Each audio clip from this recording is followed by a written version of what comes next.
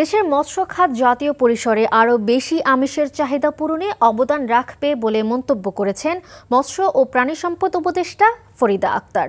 সকালে রাজধানীর মানিক মিয়া অ্যাভিনিউয়ের জাতীয় মৎস্য সপ্তাহ উপলক্ষে আয়োজিত র্যালি শুরুর পূর্বে বক্তৃতায় তিনি একথা বলেন।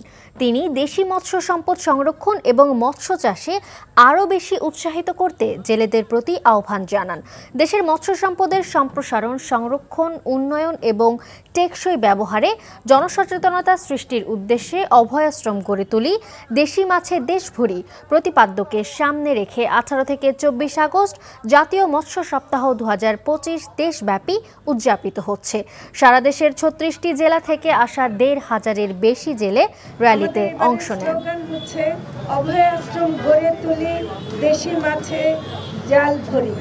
আমরা অভয়াশ্রম গড়ে তুলে সারা দেশে যে জলাশয়গুলো আছে সেখানে দেশীয় মাছ রক্ষা করার জন্য আমরা কাজ করে যাব এবং দেশের মানুষের জন্য যে আমিষের যোগান সেটাতে আমরা অবদান রাখবো। বান্ডেল থাকলে প্রতি সেনমানিতে টাকা বাঁচবে। বিকাশ সেনমানি বান্ডেল কিনে জিতুন প্রতি লেনদেনে।